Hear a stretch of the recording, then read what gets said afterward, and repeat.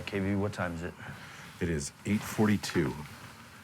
8:42, April 7th, leaving the Airbnb, questioning if I have everything. Truly, probably takes up 40% of my brain space on a normal day.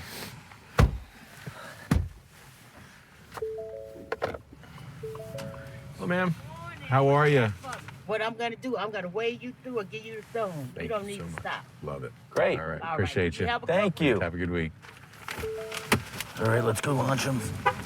OT, Mr. Neil Schuster.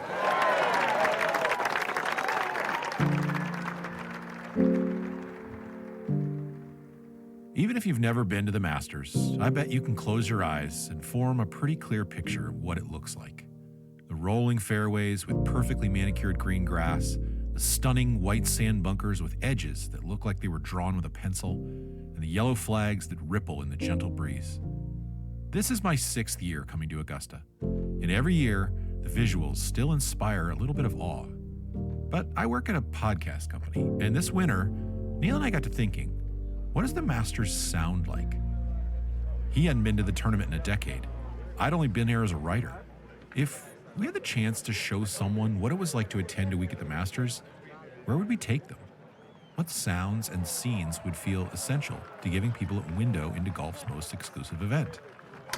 The story of the Masters isn't just the story of the winner. It's how this tournament, once a sleepy regional affair, became golf's version of Disneyland, a kaleidoscope of visuals and smells, of memories and experiences. Some of it can feel a bit artificial and polished, but so much of it remains special, a bucket list, authentic adventure. It seemed like a fun place to try out a different kind of storytelling.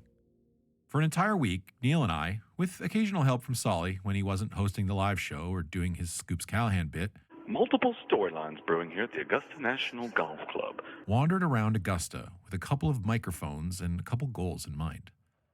Can we tell the story of a week at the Masters with real voices and real sounds? I literally got chills when I walked through the security gates yesterday, that it feels like you're driving around in your favorite movie set. Yeah, I almost cried. Really? At the front gate, yeah. I don't know what my first impressions are. Call me at like 11 p.m. when I'm sobbing, and then I think that'll be it. If we can't bring you to Augusta, can we bring Augusta to you? As it turns out, you can meet a lot of interesting people here if you happen to be at the right place at the right time. Mr. Blair? How are you guys? Good, how are you? Yeah. What an experience, huh? What an experience. What an experience. Every time I walk off this course, man, take a bit of that grass and I just eat it. Yeah. How's it taste? 3 wins, 3 seconds, top 10 14 times, most number of cuts, 67th visit here now, most number of times I played in it. Crikey. But who's counting? No, it's a blessing, man. A blessing. How you feeling?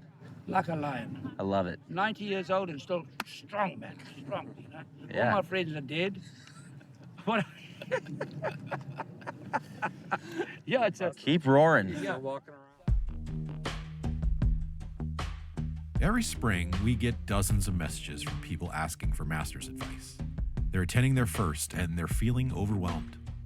The only downside of getting a Masters ticket is you kind of want to do everything, and you don't even know where to begin. Do you walk out to Amen Corner and set up your chair? Do you hit up the merch tent immediately? Do you try every sandwich in the concessions? It can feel overwhelming, or, in the words of our friend Brandel Chambly, you can develop an immediate case of sensory blitzkrieg. We decided we needed some advice, a roadmap, if you will, from a handful of veterans. Neil called up his childhood neighbor, Chris Marsh, who served as one of the tournament scoreboard operators for 25 years, to get his takeaway on the most important question. What's the best place on the course to watch the golf? My favorite place to watch golf right now, and I hesitate even telling you because I think it's such a cheat code. Number 5 green grandstand. Okay. This is a relatively new grandstand, but if you get in the right spot, you got to have binoculars. If you're on that course, you need binoculars. So number 5 green grandstand, you can catch the second shot. First of all, maybe they're in the bunker on 5 and it's a tragic spot to be, but most of the time they're going to be in the middle of the fairway. You can see what they're hitting. You see, wow, that guy really bombed it. And you see that crazy green. right? Number 5 has got so many elephants buried in there. It's insane. Of course, we didn't stop there. I like 7 green a lot. I think at 7 green you can see, like, you see 3T, you can see 2 green, you can see 8, you can see 17. I think in terms of like bang for your buck, 7 green's a great spot. So behind 7's money, I feel like, because left of 15 is kind of a no-brainer too. I don't know, there's really not like any like secret ones. Like left of 15 here, and then like behind 7, I feel like everybody knows about. Left of 15, so you have 15 green looking down at 16T. It's perfect. Okay. That's the spot. That's the I spot? think that's the spot. Yes, I think if you're there, you have an appreciation for how thin 15 green actually is and the difficulty of landing that shot and holding it. You still get the visual of 16. You're in the arena of how the tournament and the round comes to conclusion. The hill of 16, watching the approach shots into 15 green and then the 16. And this hill right back here? Yeah, but so kind of down. See the green and white umbrella? I was sitting there in 18 when Reed came through. So I think that's probably my favorite. And I think the sort of 8 green, 1 green area is like kind of an underrated. I don't know if it's underrated, but it's kind of a cool spot. High on the property. High up. Good vista. It's got a different vibe to it. And then, I mean, 3 green's always fun too. The reveal walking down the right side of 2, it's like, I was saying, like strokes gained goosebumps. It's like the 2 green like unveils itself, you know? It's so cool. But before Neil and I were going to get to anything on our list, we had to go through one of Augusta's most challenging, but ultimately rewarding rituals. So Neil, one thing I want to talk to you about is how does it feel like not have your phone? I don't think it's set in yet, but I'm actually looking forward to it. The no phone policy just makes everyone so present and so into what we're doing out there on the golf course. You know me, I love personal retreats and digital detox. That's I've having an found- excuse to be like, yo, I'm not reachable is like a dream. Aspirational stuff for me. I wish more establishments could do this. Dude, it's kind of the only place that has the power to do it in some ways, like the emotional power. Or like, yeah, well, you want to come to the Masters? Like, you're going to play by these rules. No, and then like, all these conversations, you're like, there's nothing, you're focused on talking to somebody. For sure. Like, there's no like, oh, I got to be somewhere. Yeah. Like, I've actually caught myself a couple times being like, you know, doing the Patting your pocket, doing yep. the pocket pat. No matter how many times I come to Augusta, I still spend the first 30 minutes doing exactly what Neil describes, patting my pocket, convinced I've dropped my phone or left it in a bathroom. But once that feeling fades, a wave of serenity washes over me. My senses sharpen, my mind doesn't wander, and as cliche as it sounds, I start to notice stuff. Like, for example, birds chirping.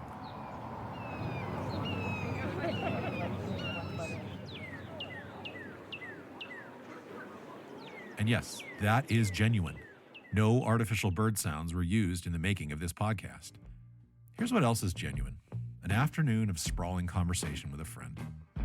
One of life's underrated pleasures is walking around with someone whose company you enjoy and kicking around topics that ping-pong back and forth between the serious and the silly.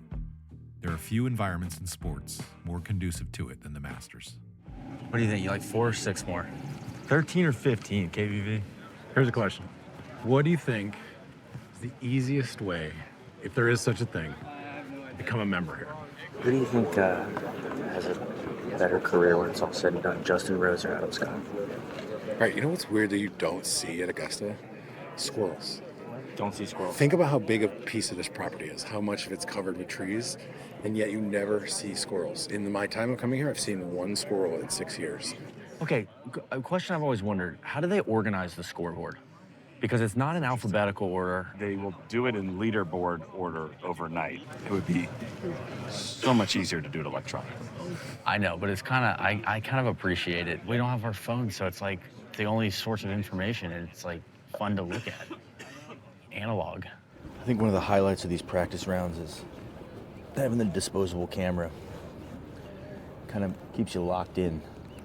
Maybe the only perk of the practice round days that you can't get during competition is you can snap some analog photography. Make yourself feel like Ansel Adams.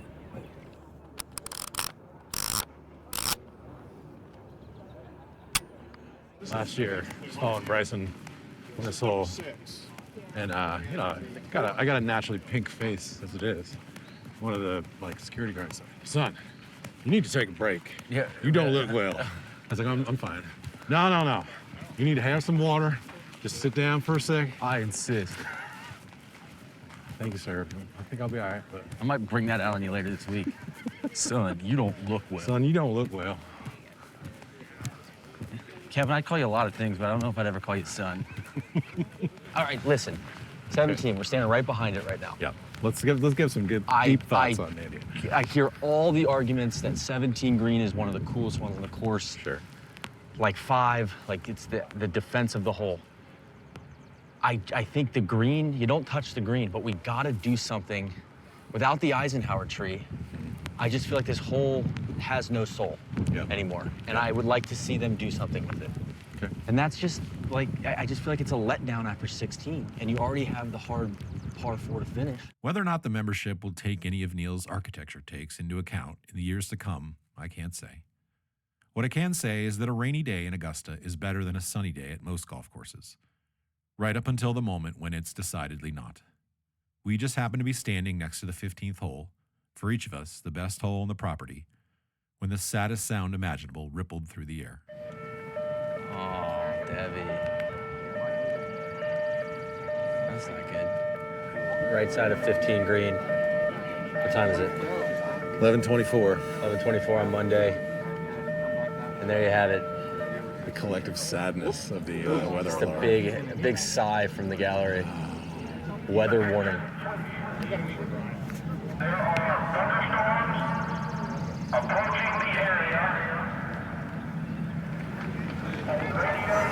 Step off the green. Wow. A lot going on right there. As the PSA is going on. Was that Echevarria that just spun one back into the water on 15? Playing after the alarm? Pin high. Unbecoming? All the way back. You just feel that the collective stress levels just went up in one of the most peaceful places on earth. Neil had a lunch date at Berkman's Place, the luxury hospitality area inside Augusta National, open only to VIPs and their guests. I bid him adieu and made my way toward the gates with the rest of the patrons. We could already hear the sub-air system working hard to suck the moisture out of the course. The mood was somber. The club announced that people in attendance would be given the opportunity to purchase practice round passes for 2026, but that only softened the blow. I watched as hundreds of patrons tried to snap one last picture, grab one more tee sheet, or purchase one last beer. They were reaching for anything that could serve as a totem to remind them of the brief chance they had to be here. Despite the warning to seek shelter, most of the people were taking their sweet time. The cliche holds true. The course is much hillier than it looks on TV. The people leaving had some big hills to climb on their way to the parking lot. My first impression is that it's a lot hillier than normal. It looks flat on the TV. The elevation changes. TV does not do it justice. And then look, I know everybody's favorite word is undulation, but you go you go to these holes and you're like, oh yeah, like undulation, like that's the word. Even a green that you have to putt up is like 12 feet. Like it's all these things you see on TV. It's like you won't believe the hills. You get here, I'm like, yeah, I've heard it a million times. It's like, oh my God, you won't believe the hills.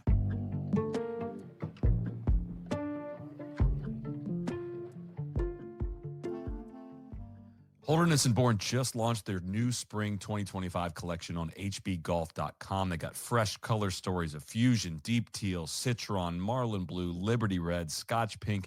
They expanded on their aeration line of ventilated shirts, vests, layering, micro perforations, macro comfort. Their Tilly is the first quarter zip hoodie. It's versatile for off course. The Picket is a new activewear t-shirt for the gym or your run. It's got aeration technology on the back and underarm areas. The Wallace is back in new colors.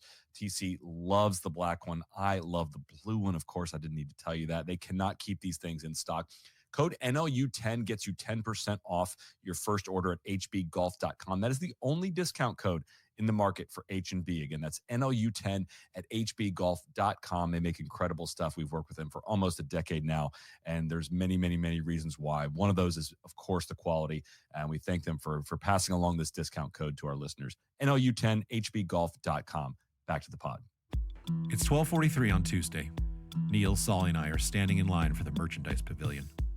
If you come to the Masters, it's almost impossible to resist the siren song of tournament merchandise. Even if you don't purchase something for yourself, it's inevitable that someone in your life wants something with a Masters logo on it, because they do not sell it outside the grounds. The scarcity is part of the appeal. Once upon a time, the main offering was hats. Then came polos. And now you can buy flags and tote bags and Christmas ornaments. You can buy boxers and towels, coffee mugs and keychains.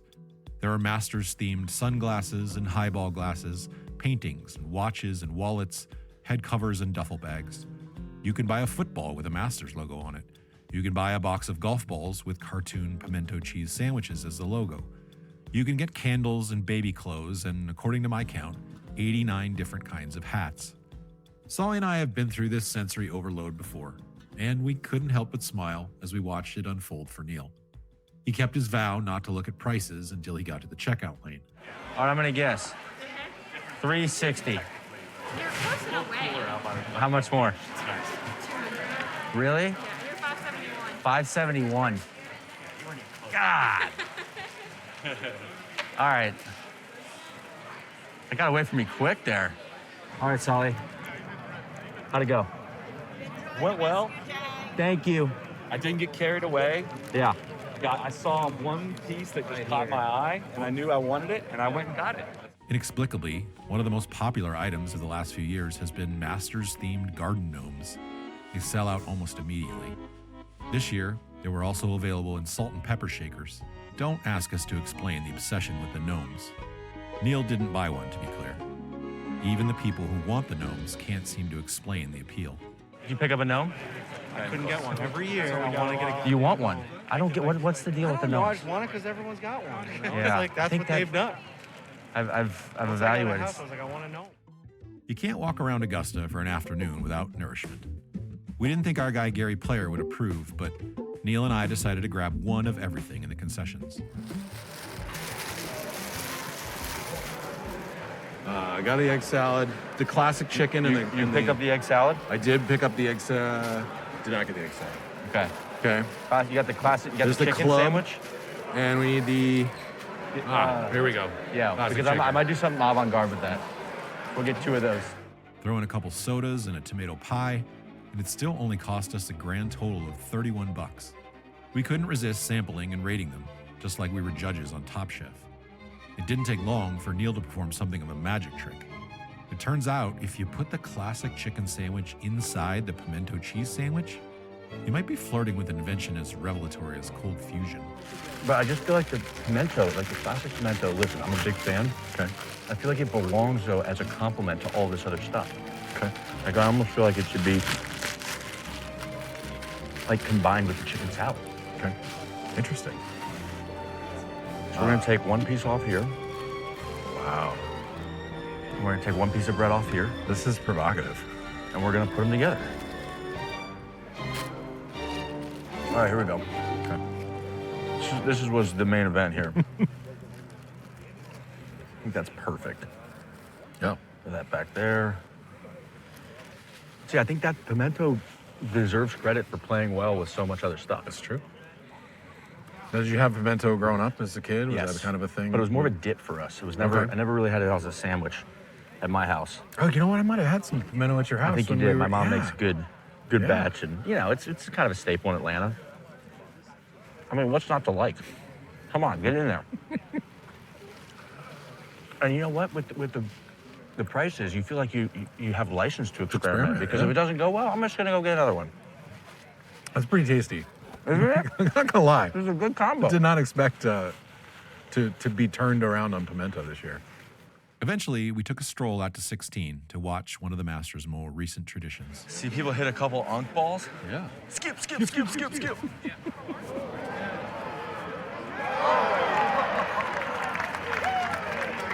Big tone with a one-hop skip.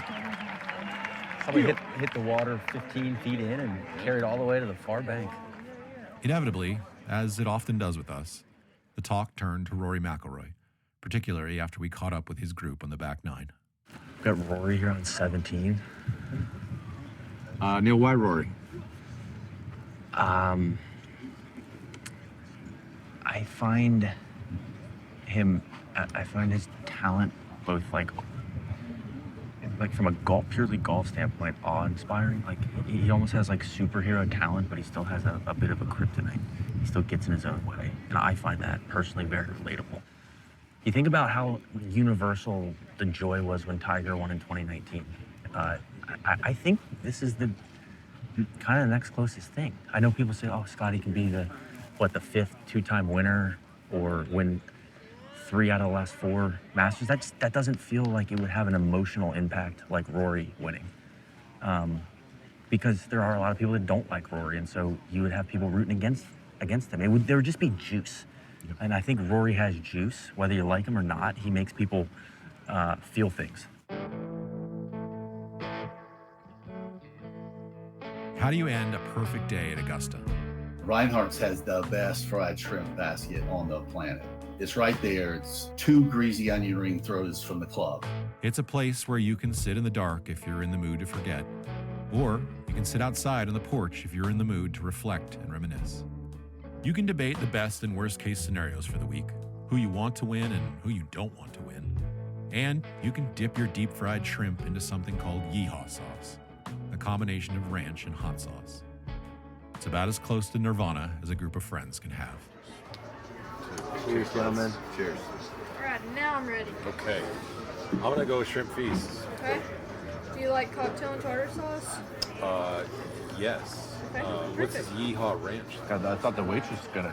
You had 3 heads when you asked if you should get the jambalaya, which is fried shrimp feast. All right, let's get a fried shrimp review. Oh, freaking great. Yeah. And the yeehaw sauce? Yeehaw, baby. Really kind of Yeah. ties the room together. Yee motherfucking haw. Yeah.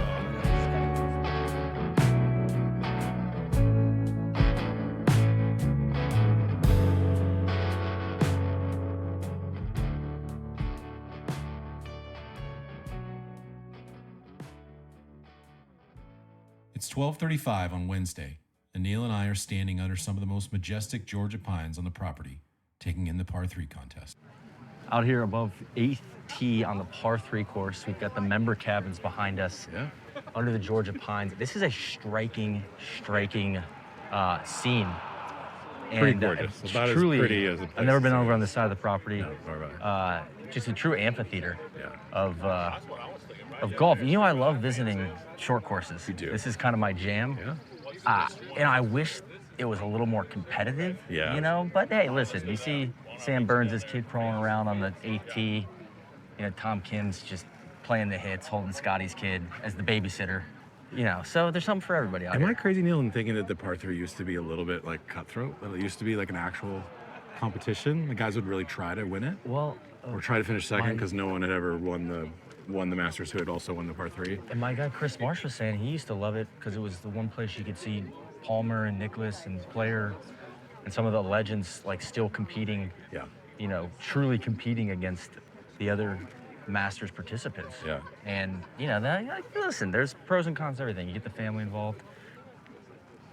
I will take a little walk out here. Okay, that's great. Look, if you love the par 3 contest, Neil and I are not going to talk you off that take. It really is wholesome. We hung around for an hour and watched some fun stuff. Kids hugging their dads, wives draining putts, Shane Lowry's daughter bear hugging Poppy McElroy after she drained a 30-foot putt. We even got to see our guy Gary Player make back-to-back birdies. Uh-oh, slinging one in. Oh.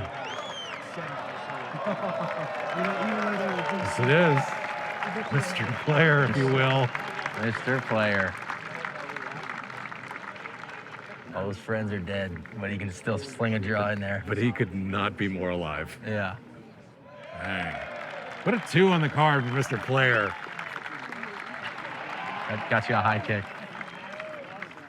It was time for a little stroll and a stop by the concessions. All right, what time is it? 2:47, a little afternoon cold beer for the boys. That's a delight. I think we earned it. I think we did.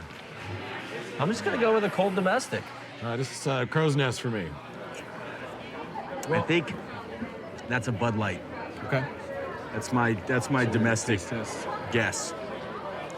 And you got the Crow's Nest, which I I heard somebody chattering that it's basically, I believe it's a blue moon, but with a little bit different twist, wheat or instead of orange, it's something else. I don't know. Does that add up? Now that you say that, I can see that very much. It was almost time for the tournament to begin. But before it did, Neil wanted to take a solo pilgrimage out to Amen Corner in the late afternoon light. He'd been purposely avoiding it until this moment, building it up in his mind. The crowds had thinned out, and this was a chance to have a moment of zen in one of golf's genuine cathedrals. He bought a couple of beers, grabbed his disposable camera, and went searching for a state of serenity. That is not what he found. Absolute symphony of maintenance. And it's never individual. It's always a team of people doing everything.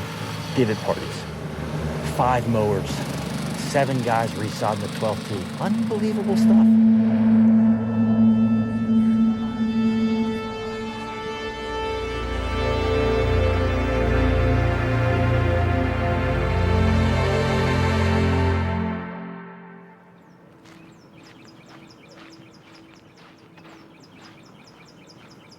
Good morning. My name is Fred Ridley, and on behalf of the membership of Augusta National Golf Club, I'd like to welcome you to the 89th playing of the Masters Tournament.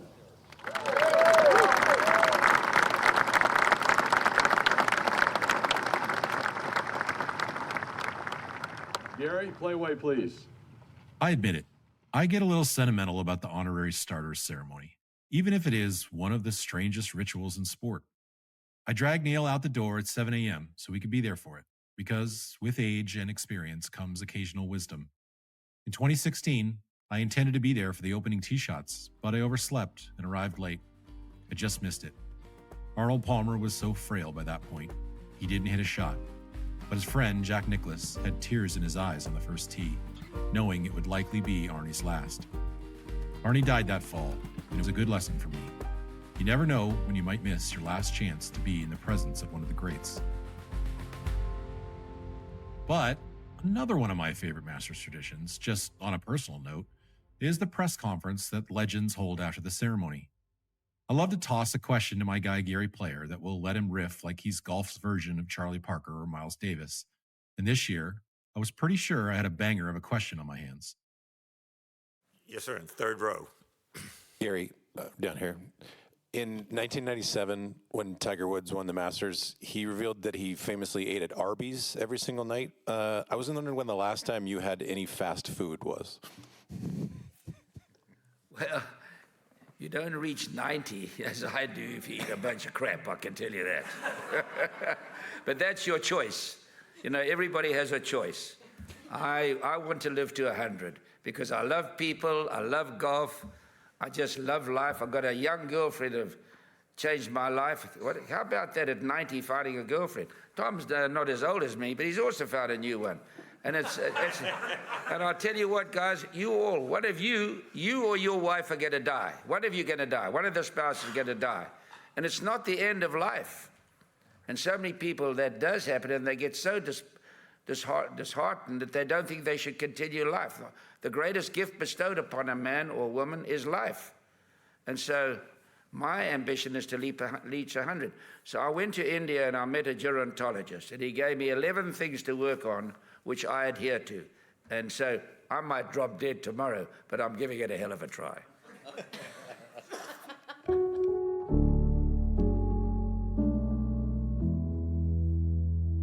Thank you to Yeti. Yeti was founded in 2006 by brothers Roy and Ryan Cedars. Their deep love for the outdoors and belief that if something doesn't work, fix it. And if it doesn't exist, build it. Since then, Yeti has been designing products that last for generations. Hard coolers, soft coolers, cups, food storage, luggage, and more. Yeti has it all. They're built for the wild, so you know it stands up to the test of time. And options to customize just about everything they make. To find out more, check them out at yeti.com. Back to the pod. There are a lot of things that I wanted Neil to experience this week at the Masters. There's something magnetic about watching an old lion like Fred Couples or Bernard Langer plot their way around the golf course. Just as compelling as watching Bryson wrestle with the desire to try to overpower it. But in the end, the heart wants what it wants. So I set him out for the full Rory experience. That included keeping track of all the celebrities who couldn't help but be lured in for the ride. Ken Griffith Jr. What? It's Ken Griffith Jr. Oh, is it? How come he gets a camera? He's a photographer. He's a credentialed photographer. Is he really? Yeah. The kid, the original kid, is a credentialed photographer? Goes to sporting events and does photography. God, that's so sick. Yeah. Amazing. You never know who you're going to run into at Augusta. That's what I'll say. Never. Whenever I got those Brett Kavanaugh, the Supreme Court justice. Right there? Yeah, that's what I was like in that group that I was talking to. The Supreme Court justice? He's friends with Denny McCarthy. Hey, you got any obscure celebrities on site for me? I'm keeping a list. It's on J.R. Smith. Bjorn. That doesn't count. Non-golf. John Isner. That's Might a be good an one. honorable mention. Yeah, that's good. That's a good one. All right, so far we got Bones, the original kid, and Brett Kavanaugh. On the 11th hole only. I'm gonna keep a running tab of the day. It's a pretty good lineup. It'd be a pretty interesting foursome. What's up, Bones? Neil. Yeah, good to see you. What's Rory doing out there? Do you have any idea? He's -1. He's playing 8 right now. Okay, good. So, Good for him. Yeah, he's all no bogeys, 1 birdie. Good for him. So stay in control. Yeah, but it's sick. Dude, it's sick. With Rory kind of cooking, come on, man.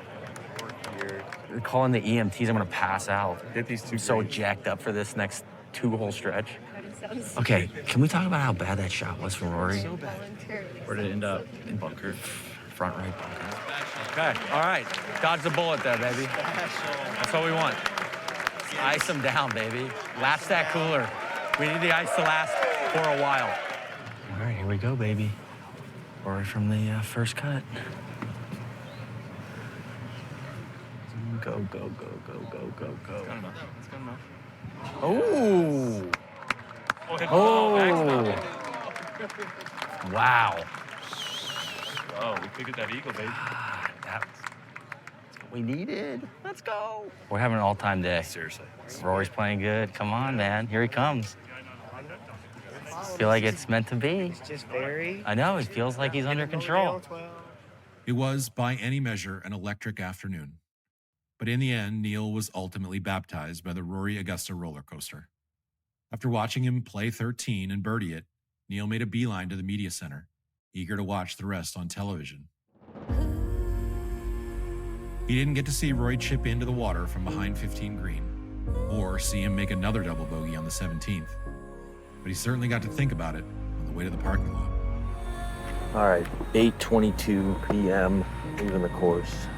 Oh man, one of the bigger Houdini punches in recent memory.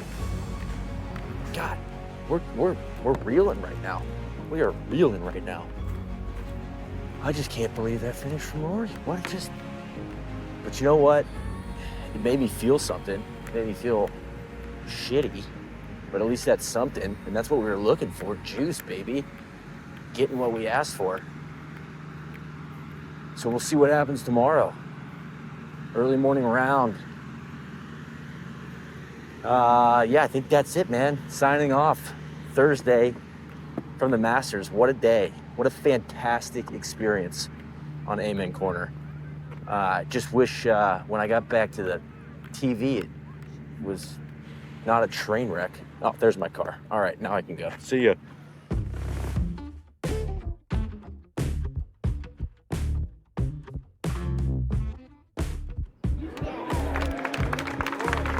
Here he comes. All right. Do you believe? Woo. Rory for birdie on 2. Oh, a tree root. That was a hair of the dog roar from the gallery. Like everyone's a little hungover. They're like, oh, hey, why don't I crack a beer in the morning? Come on, why don't I open up a beer? Gotta get back out there. He's playing great. It's 10:35 a.m. on Friday, and Neil and Solly are standing on the right side of number 2, Pink Dogwood, watching Rory make a birdie.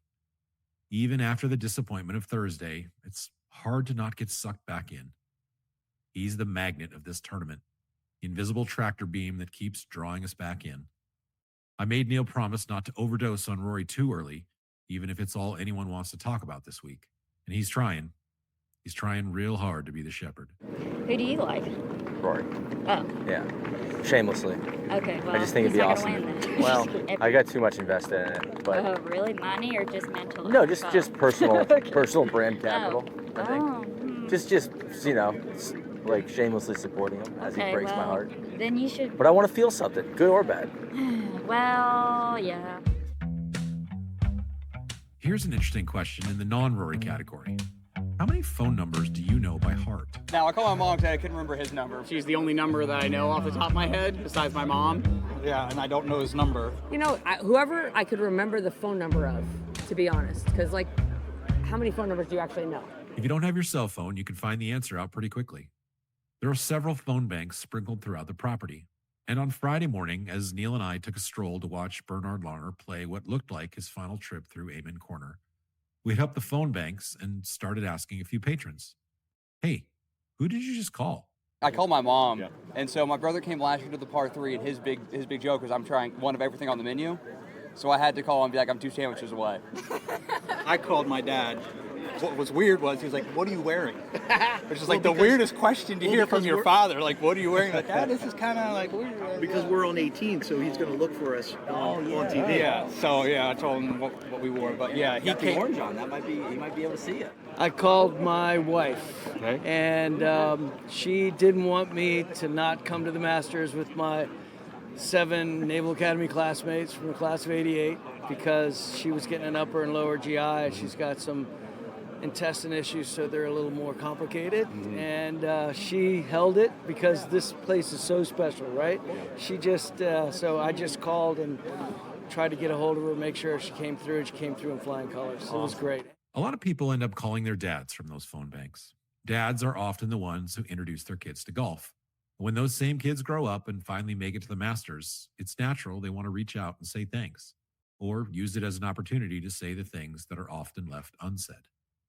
The father-son stuff is great and all, but Neil and I felt like we had a better idea, a bit of counter-programming, if you will. We decided to call our moms.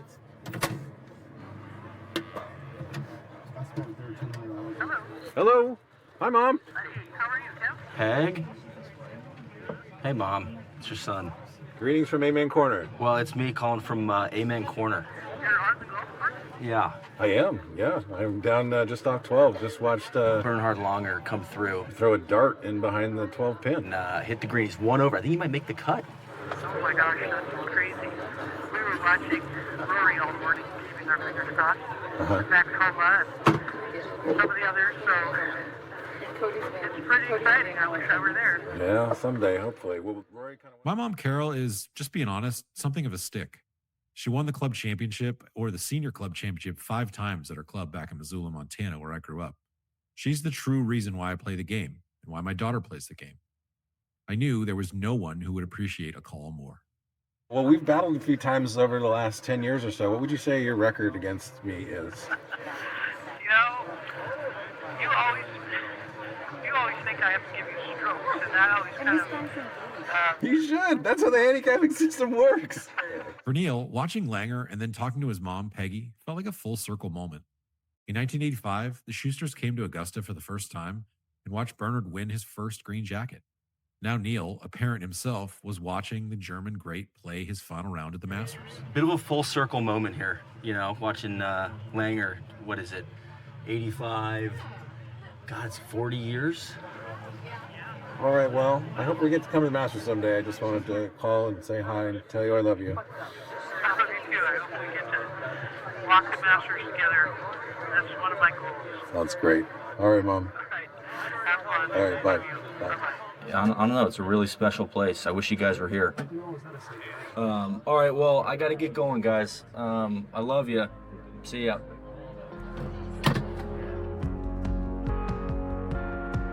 On our way out of Amen Corner, just right of the 13th hole, we couldn't resist paying our respects to one of Augusta's underrated landmarks, one christened just last year. All right, now where are we?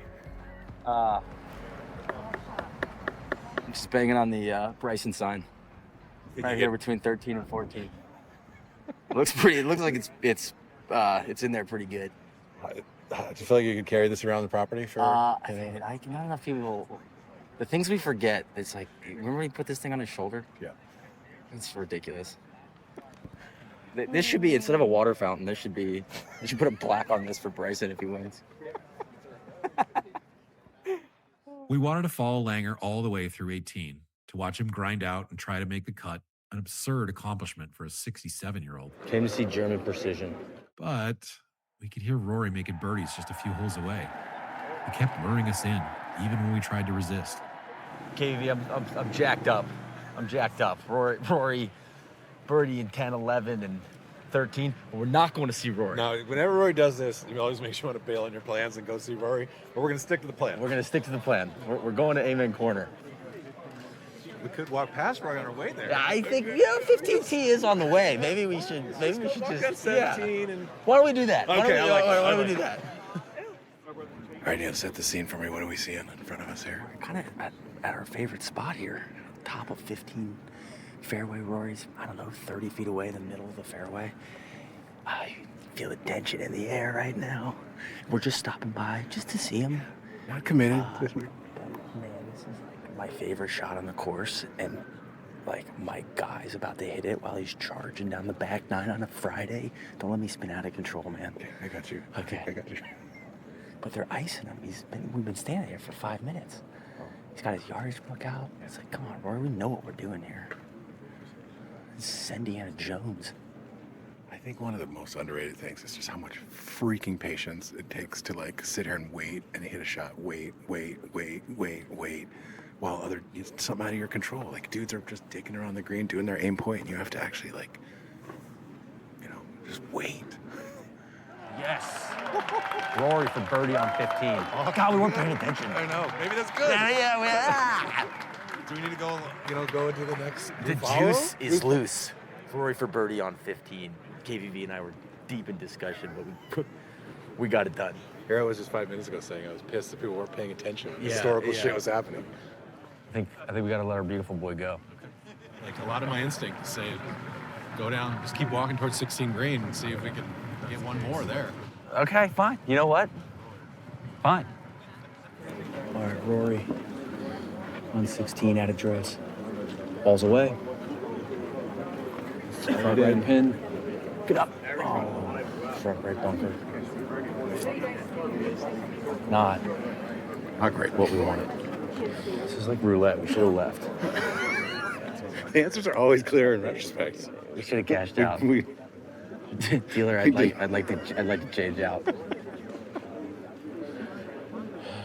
I mean, what if he holds out though? All right, fine. We'll hit red 7 one more time. Thank you. I love it, Neil. It's got to hit at some point. Fired up, boys. Let's go. Fire it up. Go. Okay. The grill is hot. The pool is Luke, baby. By the end of the day, Rory had climbed back into the tournament with a 66, and we were both a little punch drunk. I headed back to our Airbnb to get some work done, but I sent Neil on a pilgrimage to experience one of the Masters' most important traditions, at least in my eyes. I wasn't making it up when I asked Gary Player about the fast food stuff. In 1997, Tiger Woods really did eat at Arby's every night en route to winning by 12 shots. And when he drove down Magnolia Lane, he blasted the Quad City DJs with his buddies. So, why not pay our respects?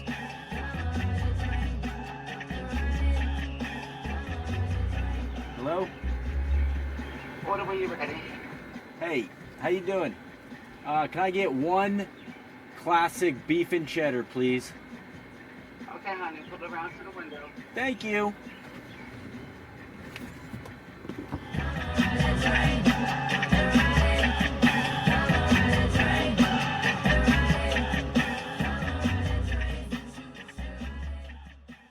The Nest is No Laying Up's community of avid golfers. When you join the Nest, you are supporting all of our NLU content from Strap to KVV's deep dives and special projects, pods like this one. You also unlock access to our Nest exclusive content, including the monthly Nest podcast, extra videos, and every thread on our Refuge message board. On top of all the content, you get 15% off every order in the NLU Pro Shop and exclusive Nest member discounts from our sponsors. Current offerings include 25% off a set of grips from Golf Pride and $25 off any order from H&B. You easily recoup that $90 value over the course of 1 year. Head over to nolayingup.com/join to get involved and join the Nest. Back to the pod. Saturdays are always my favorite day at the Masters. The storylines are set, the field has been cleaved in half, and there are plenty of holes with green light pins. Neil felt like he'd seen some great golf the first 2 days, but he'd yet to experience an authentic Augusta roar. He wanted to chase one, which is always a complicated endeavor. Sometimes you're looking for one, trying to be patient, following a hot player, and then you hear a roar from a hole away. It's hard not to feel a little jealous. That's what happened when Rory chipped in for eagle on number 2, and Neil was close, but not right on top of the action. Hell yeah. If you want to chase a Masters roar, you need to make both a decision and an investment. We decided to push our chips in on an afternoon at 15. I was going to get some writing done in the morning. Neil was going to roam the grounds, but at 1 p.m., we'd meet up on the left side of 15 and spend the afternoon watching our favorite shots in the course. The second shot into 15 green if you're going for it, and the shots into 16 green, especially on a day with a funnel pin. The top of 15 grandstands might as well be Mount Everest because you can see in every direction. There was just one problem. We couldn't find each other. All right, top of 15 bleachers. Don't see Schuster. That's okay. Hope he's with our guy Rory. Hope he's enjoying the afternoon. I'm gonna post up here because one thing Neil doesn't like is people who are late. So I'm making sure that I have met my obligation. Ludwig just hit a sick shot to about 5 feet with his third, and God. We're getting ready for some fun afternoon here. Thankfully, a friendly group of patrons welcomed me into their circle. They taught me how to make an origami tee sheet so it would fit in my pocket. They laughed at my dumb impressions, and they even explained the friendly wagers they were making on each tee shot on 16. Do you guys have like a balance sheet running or what? It's the last 4 holes. It's just the last 4 holes. He's just been like, you want to $5, my ball's closer. And I'm like, I don't know about that. But so far I've been winning every time he picks first, so we can keep going. Let's run it back. Yeah, let's run it back. I took Fleet when he put one in the water, so that was good. I told him by the end of the day I'm going to have the title to his car. So. Doesn't Randy hate this man? He does hate it, yes. It's hard to know like what's a bit and what's real, but it kind of is real for him. Like he doesn't like the funnel aspect of it. He just thinks it's too easy. If Shane got paired with Rory in the final day, would he like take a dive? You know? Just lay down, just give him reads all day. I think he might actually. He might. Yeah. All right, get out of the way. I'm fun. Just glad you have this one. It's not my jacket this week. I'll try to win a part rush. Whose drive was this? Whose drive was that? Rory's? Yeah, I would think. Rory's. All right, 15. We got Rory. Nuked a drive. Definitely in the go zone. We're gonna get to see some fun here, I think. The afternoon light was perfect. There was barely a breath of wind. It was building to something special. I kept wishing I could find Neil. Felt like the kind of moment you wanted to share with a friend, particularly with what happened next. A lot going on here. Scotty about to make a birdie. Rory getting over his ball. Okay, Scotty misses. And here's Rory now. Yeah. All right, ball's in the air. He's walking after it.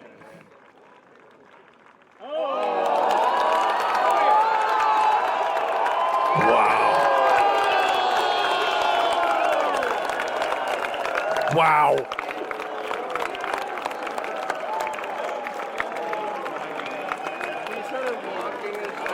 Shot of his life, Schuster. It turns out Neil was like 50 feet from me, also at the top of the grandstands, watching the same shot unfold. Oh, yeah.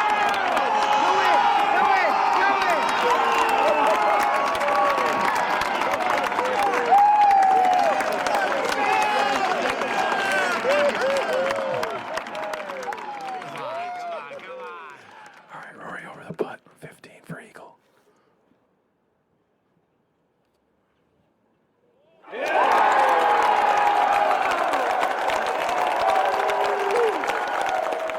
I think we just ordered backup kegs for the mock party. Absolutely. With so much of our focus on Rory, The ascendance of Bryson in the tournament almost caught us by surprise. But it was clear, the younger the fan, the more likely they were to be drawn to DeChambeau the same way we were drawn to Rory. Bryson for birdie 15 goes to 8 under. You're the best, Bryson! You're the best! By the time Neil and I finally found each other, we were both emotionally exhausted, but in the best way. Hello, Kevin. Hello, Neil. Whoa. I couldn't find up 15, but I was like, my guy's with Rory. I'm going to just let it ride. Listen, man, felt like I missed a lot of roars, and then he hit. Just to see my favorite player stuff it on my favorite shot in golf. Are you kidding me? And then Bryson's getting the crowd jacked up. Just a lot going on over there at 15. I was a little disappointed. I was a little not mopey. I was like, I missed Amen corner. And I was worth the wait. He just hit it stiff on 17. Did he? So, Oh. Yeah, like probably 7 feet. God, so much good stuff. Bryson rolled in a bomb from just off 18 green. It was clear he wasn't going away. He was just 2 strokes back of Rory, and they would be paired together on Sunday for the first time in a major, and with the stakes almost too big to put into words. It'll be the grandest stage that we've had in a long time, and I'm excited for it. We both want to win really, really badly, and it's, there's a lot of great players behind us too. Got to be mindful of that and focus on, it's about who can control themselves, who can execute the golf shots the best, and in regards to the patrons, it's going to be an electric atmosphere. The stakes were obvious. Sunday was setting up to be either the best moment or the worst of Rory's career. All right, Saturday night. Exiting the premises. It's 7:06. God, do we feel good. I swear to God, we're doing it, baby. We're doing it. Heading home. I don't even know what to say on the live show. Holy shit, man. Whew, what a day. And I know where I parked tonight. Oh boy, do we like that. There is something ephemeral about a Sunday morning at Augusta.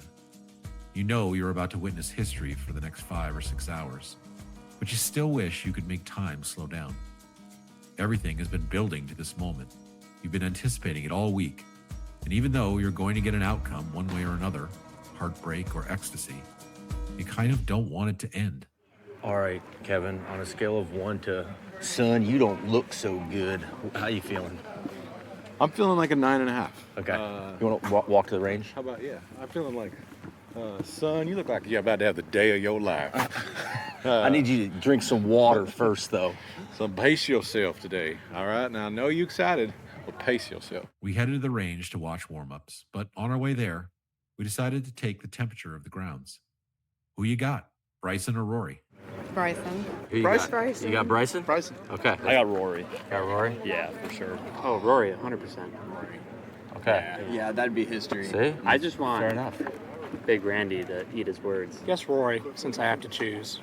I mean, it's going to be one of the biggest victories ever or the biggest collapses ever. Either way, it's going to be pretty awesome. All right, I got to ask you one question for the podcast. Okay. Bryson or Rory? Neither. Neither. Yeah. Please, say more. I don't know. I like Bryson. He's definitely grown up a lot. Rory, something about him irks me. It gives me the ick. We'd spent so much time thinking about Rory all week, Bryson kind of snuck up on us. But now we had to fully weigh the implications of what it might feel like to see him slip on a green jacket. In our eyes, there were no other outcomes in play. Either Rory was going to complete the Grand Slam, or Bryson was going to usher in a new era of a YouTube star winning the Masters. I'm not sure Bobby Jones or Clifford Roberts could have conceived such a thing. I've always felt like one way or another in these kind of situations, it feels really cool to know that you are witnessing history. That people are going to talk about this shit 25 years from now, and they're going to be like, oh my God, you were there for that? Yeah. Those are cool moments. That's kind of the whole reason why I wanted to get into this whole business of storytelling and being at big events. Is you're like, all right, you're going to be able to give us a first-hand account someday of what it was like on the day that Bryson and Rory ended up in a playoff. Rory hit that shot on 10. My God, the place was just vibrating. Yeah. I saw LeBron put up, 60 in the garden in college. Yeah. I was there when Phelps out-touched Kavik for his 7th gold medal. That was kind of an epic moment. I was there for Kerry Shrug on the one leg. That's cool. I was there when Usain Bolt set the 100-meter world record and smacked his chest as he was running across the finish line. That was pretty wild. Even you bringing that stuff up, people be like, oh my God, this isn't that big a deal. But it is. It is. Rory winning his first Masters, that's kind of that's where we're at right now. For sure. All right, let's go to the range. We got to check in on the big golfer. Bryson looked fidgety. Rory looked like he was trying to move as deliberately as possible. A few feet away, Justin Rose and Patrick Reed were steeling themselves for an unlikely but not impossible attack. Whatever your rooting interest was, it was now time for the main event. All right, KVV, what does Bryson make you feel?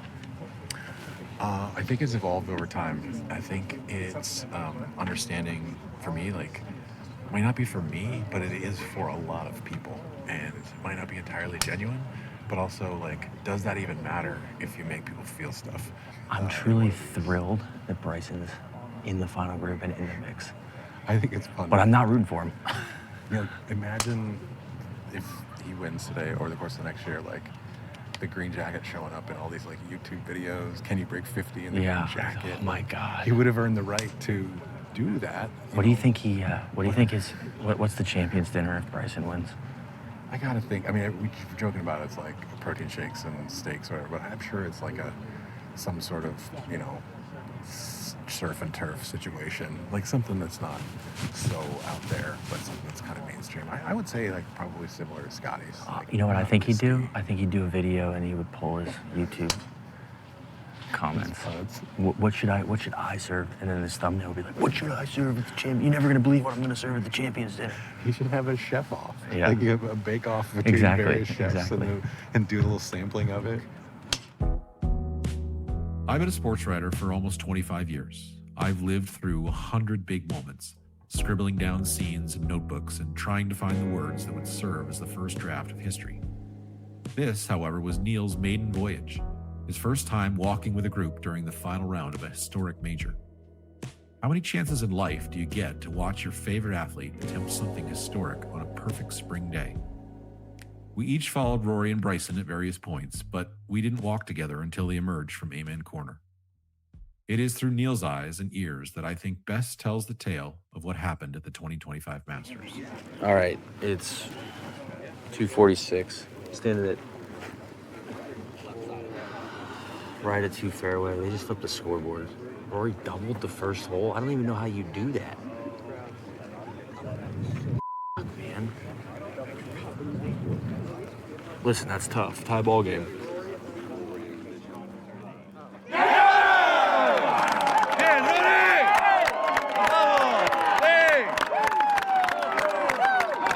Let's go. Needed it. We're so back, baby. Woo! It's Rory birdie on 3. With that, Bryson's got a little work left. Just a little work left. All right. Rory seems to be pointing to a window above him, left of 7. Bryson's in the bunker. Let's not do something stupid here, Rory. All right, Reed and Connors on 12T, Rory, Bryson. We feel like they're coming down the right side, but we don't know. Oh, here comes one. Off one of the mounds. Short.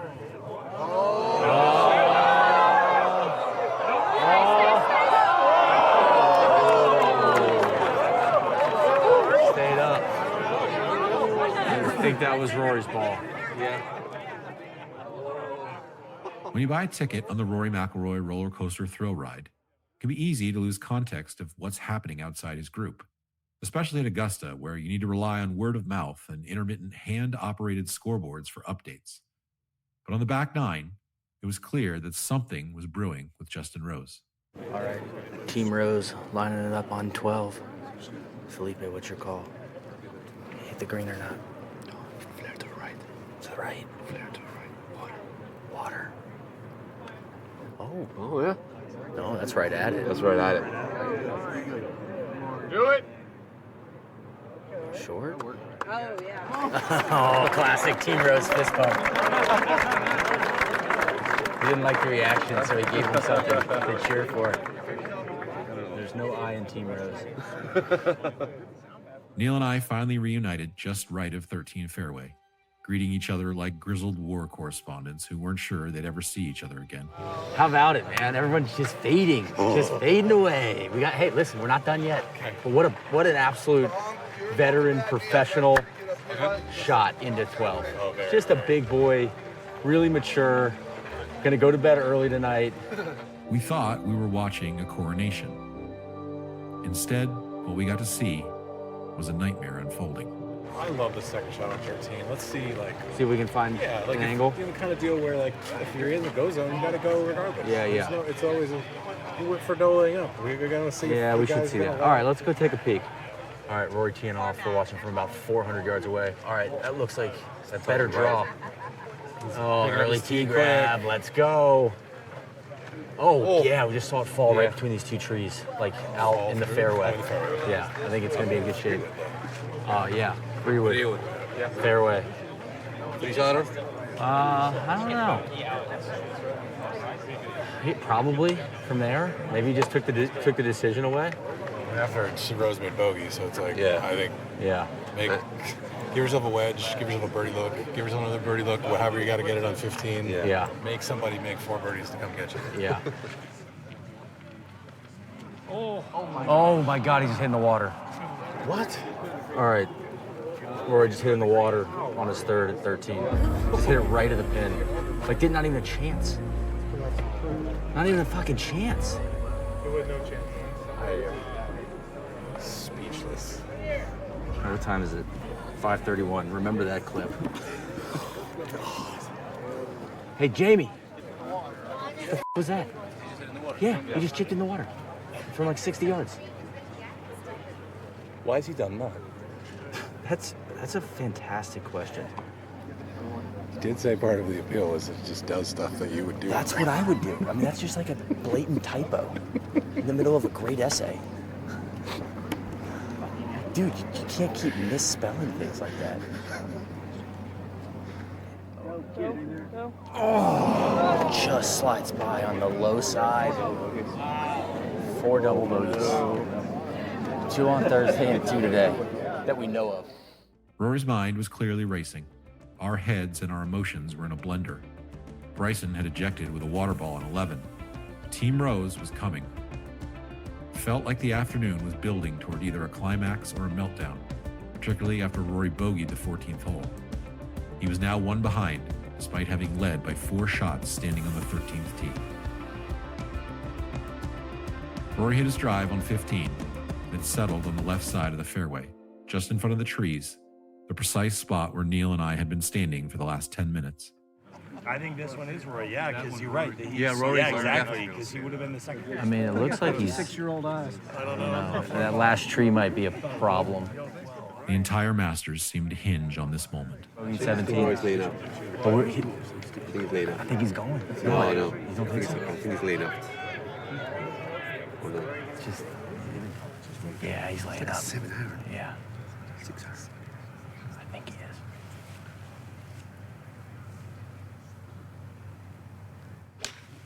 Oh no, he's sending it. Come on! He's sending it. Rory! Come on! Rory! Don. Let's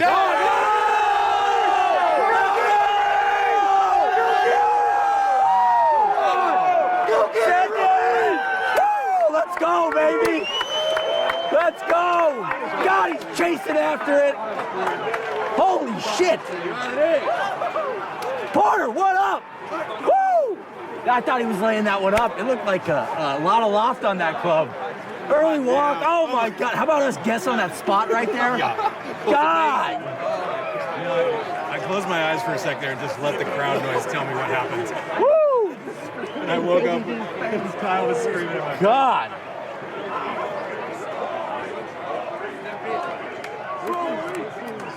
The people are chuffed. This is cinema. Absolutely chuffed. I don't think I've ever experienced a moment like that one. Those sounds, that visual, even the cigar smoke in the air, are details that Neil and I will never forget. And it wasn't even close to being over. Rory looked like he needed one more birdie, and he found it in the most unlikely place, at Neil's least favorite hole, Stinky Nandina.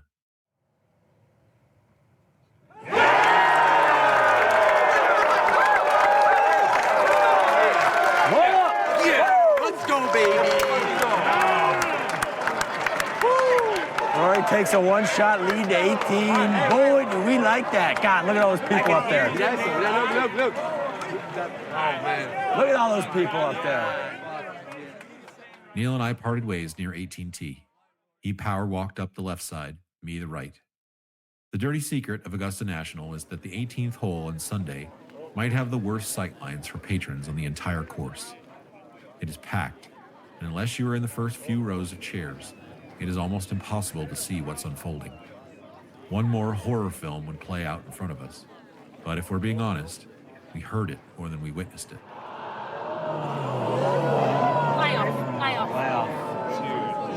Bonus golf with Team Rose. What are they doing? What is the plan? 18, and then they'll go to 10. First hole will be 18, though. Okay, so you just go north. How long will it take to turn around the playoff? Probably 15 minutes. He'll go sign his card, and then they'll card him back. A dozen outcomes could have unfolded in that playoff.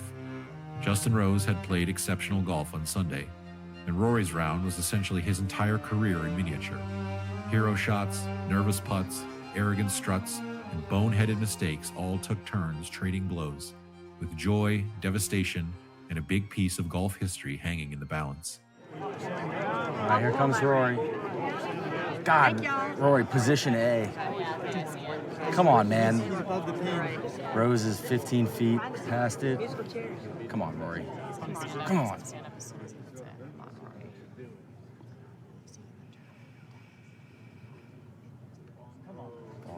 Oh, that looks good. Be enough. Be enough. People seem to like it. Delayed, yeah. All right. Oh, it sounds good, right? That's all we know. They said that guy on the chair said 2 feet. Yeah. 2 feet? That guy, yeah. The guy on the chair said 2 feet. Rory McIlroy has been coming to the Masters every year since he was a teenager. All right, Rory's got another look at it. Hoping to unburden himself from the great expectations that have been hanging on his shoulders for more than a decade. Okay, here we go. Neil and I came to the Masters hoping to capture an authentic roar, an experience we could share with the world. When Rory sent a 4-footer trundling into the cup for a birdie, we each got our wish.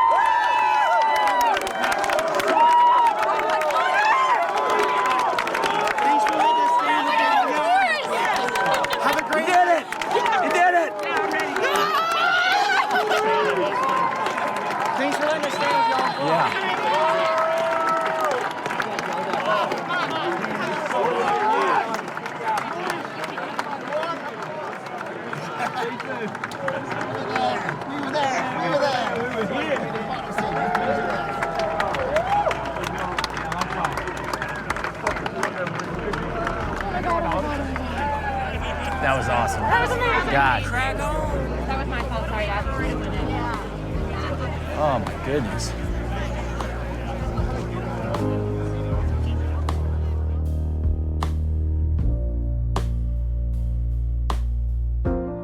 I'm Kevin Van Valkenburg. And I'm Neil Schuster. This podcast was written and reported by the both of us, with producing and sound editing, mixing, and original music by Charles Van Kirk. Additional editing by DJ Pyhowski, Todd Schuster, and Chris Solomon. Additional music by Christopher Marion. A special thank you to Augusta National for letting us attempt this project, the first of its kind in tournament history. A special shout out also to our moms, Peggy and Carol, for picking up the phone. Lastly, thank you to the numerous patrons for answering our questions, listening to our dumb jokes, and for sharing their Masters experience with us. We'll see you again soon.